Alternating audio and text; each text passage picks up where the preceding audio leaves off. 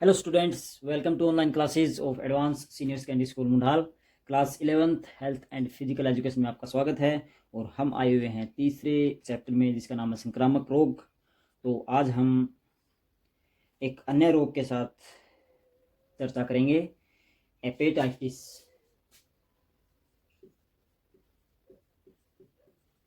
Hepatitis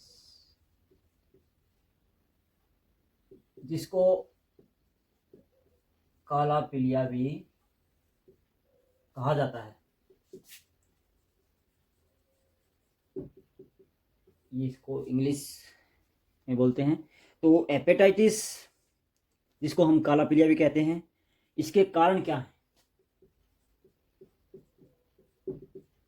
जो इस रोग के जीवाणु होते हैं, जो कीटाणु हम कह सकते हैं, वो हमारे शरीर के यकृत पर हमला करते हैं, अर्थात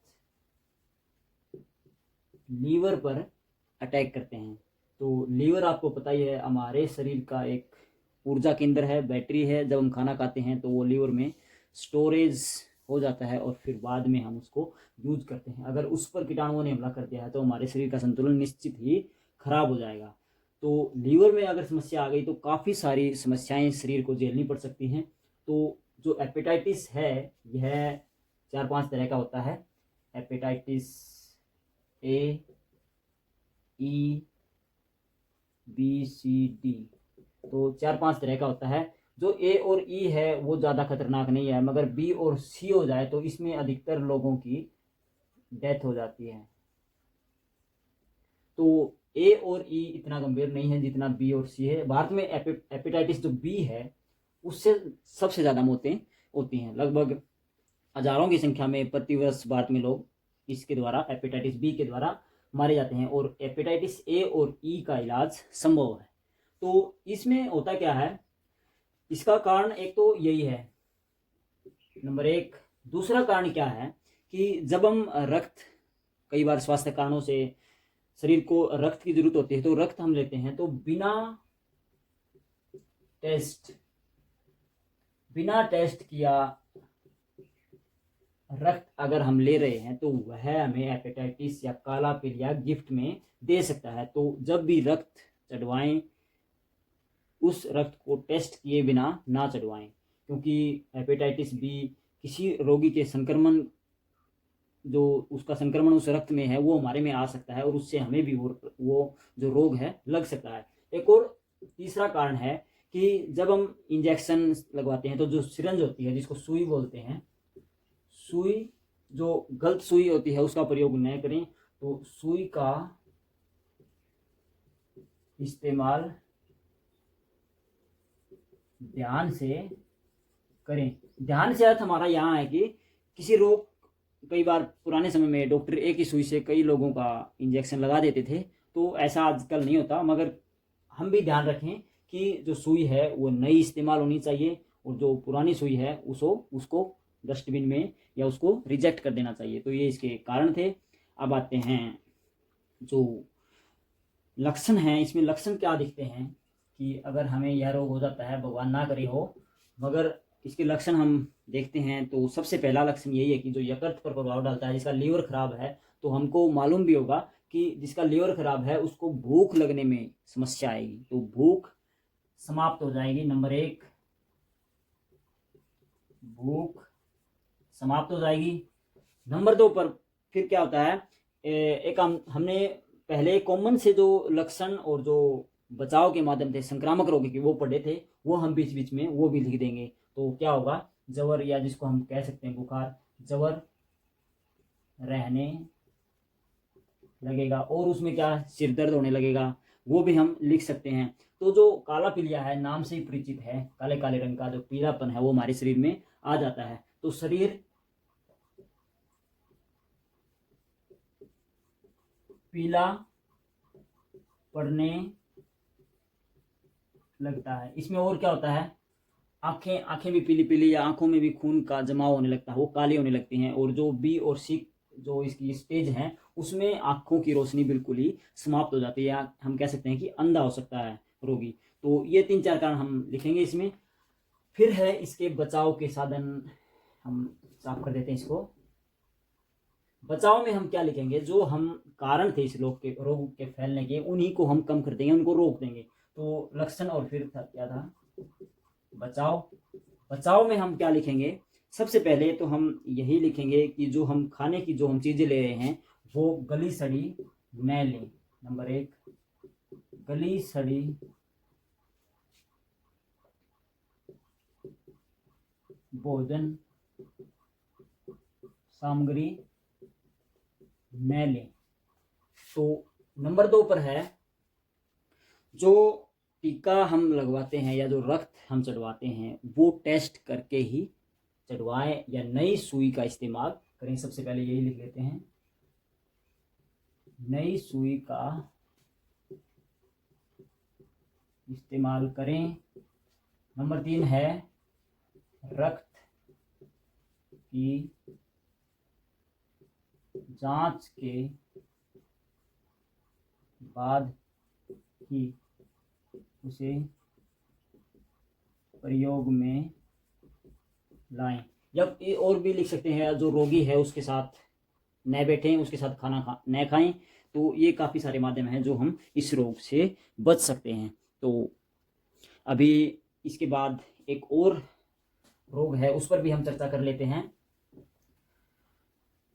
और वो रोग है जिसको हम नॉर्मल भाषा में टीबी बोल देते हैं, ट्यूबरकुलोसिस वैसे इसको इंग्लिश में बोला जाता है। हिंदी में हम इसको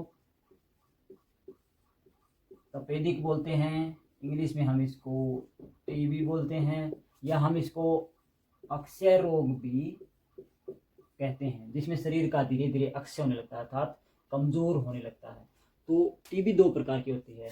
सबसे पहला है फुफ्फुसीय।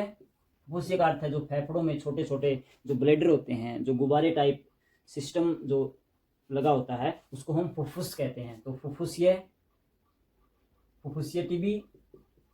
और जो दूसरा है वो अफुफ्फुसीय टीबी है। ये 2 प्रकार हैं टीबी के।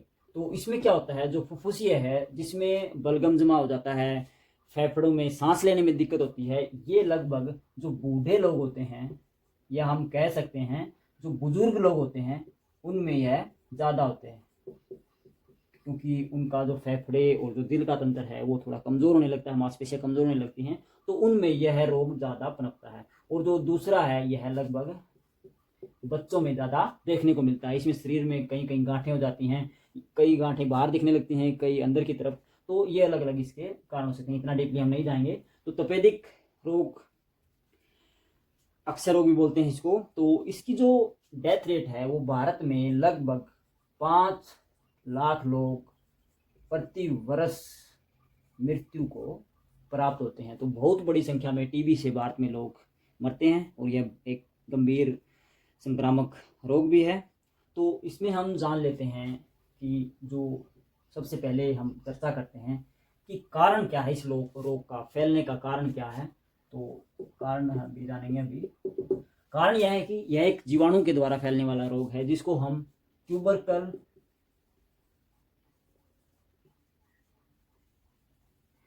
बेसिलस, ये एक जीवाणु का नाम है, ट्यूबरकल बेसिलस, इसके द्वारा यह रोग होता है। और इसको टीबी की फुल फॉर्म है ट्यूबरकुलोसिस, ये इसका फुल फॉर्म है।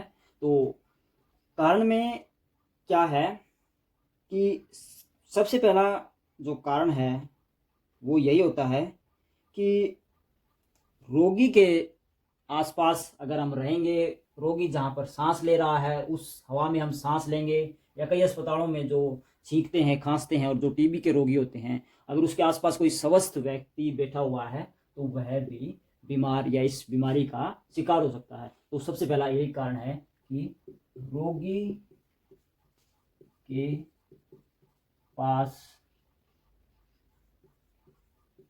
रहने से या वहाँ सांस लेने से तो यह रोग हमें लग सकता है। नंबर 2 है, जो चिंताग्रस्त लोग होते हैं, जो अधिक काम करते हैं, वह भी एक इस रोग के शिकार हो सकते हैं। तो अधिक कार्य या चिंता में रहना। नंबर 3 है जो दूषित जगह, जो गंदी जगह है वहां रहने से भी यह रोग लग सकता है। तो गंदे स्थानों पर रहने से। एक और कारण है बासी भोजन, बासी भोजन खाने से भी यह रोग लग सकता है। या हम एक और कारण कह सकते हैं कि गर्म हवा, अधिक मात्रा में गर्म हवा में सांस लेने से। तो ये काफ़ी सारे कारण हैं, हम इनको लिख सकते हैं। या जो भोजन हम करते हैं उसमें पोषक तत्व नहीं है तो उससे भी यह रोग लग सकता है। तो कारण हमने जान लिए, आप इनको अवश्य नोट करें। इसको साफ कर देते हैं। अभी आगे है कारण के बाद हम पढ़ते हैं लक्षण। कारण हमने जान लिए, यह रोग किसी को है कारण। तो नंबर 2 पर है लक्षण, कि हमें पता कैसे चलेगा कि यह रोग है किसी व्यक्ति में। तो लक्षण है जो सबसे पहले तो यही है, सांस लेने में दिक्कत होगी क्योंकि फेफड़ों से संबंधित है। तो नंबर 1 है सांस लेने में परेशानी होगी। नंबर 2 क्या है, सांस के साथ साथ जो बड़े लोग होते हैं, बुजुर्ग होते हैं, वो बलगम की समस्या से भी जूझते हैं। तो उनको थूक ज़्यादा आएगा सांस के साथ, कह सकते हैं हम सांस के साथ थूक आना, यह भी इसका एक लक्षण है। नंबर 3 है जो सांस के साथ जो थूक आता है, कई बार उस थूक के साथ खून भी आना स्टार्ट हो जाता है। तो यह एक अपर स्टेज मानी जाती है, हायर स्टेज होती है खून वाली। सभी में नहीं होती है, कुछ लोगों में होती है। खून भी आने लगता है सांस के साथ। तो नंबर 4 पर है जो लक्षण है, इसमें शरीर कमजोर हो जाता है, यह भी हम लिख सकते हैं। शरीर, क्योंकि नाम से परिचित है, अक्षय रोग है कमजोर करने वाला, शरीर कमजोर हो जाता है। या जो हमने संक्रामक रोगों में पढ़े थे, जो सामान्य लक्षण है हर रोग के, भूख कम लगने लगती है, शरीर में आलस रहने लगता है, दर्द करने लग जाता है, सिर में दर्द, तो वो हम लिख सकते हैं काफ़ी सारे, मगर मुख्य जो हैं ये इसमें यही आएंगे। तो लक्षण के साथ अब हम बचाव करते हैं। लास्ट में बचाव के साधन क्या हो सकते हैं। तो सबसे पहला बचाव का साधन यही है कि जो रोग किसी रोगी को यह रोग है तो उसके आसपास न बैठें। तो आसपास रोगी के पास न रहें। नंबर 2 है कि अगर भीड़ भाड़ वाले स्थानों पर जाएं तो अपने मुंह और नाक पर कोई कपड़ा या मास्क लगा कर रखें, तो उससे भी आपको रोग का बचाव हो सकता है। फिर क्या है, इसका एक कोर्स होता है, वो भी हमें करना चाहिए। BCG जो टीके होते हैं उनका कोर्स होता है, वो लगवाएं। BCG टीके लगवाएं। नंबर 3 क्या है, जो लक्षण हैं, जो कारण हमने पढ़े थे, उन्हीं को हम पलट कर अगर यहाँ पर लिख देंगे तो वो भी बचाव का माध्यम। उसमें हमने लिखा था कि जो गंदे स्थानों पर रहते हैं, अगर हम स्थानों को अच्छा कर देंगे तो भी रोग से बचाव हो सकता है। जो गला सड़ा खाना था, जो बासी भोजन था, वो ना खाकर हम ताज़ा भोजन खाएंगे तो वो भी इसका बचाव हो सकता है।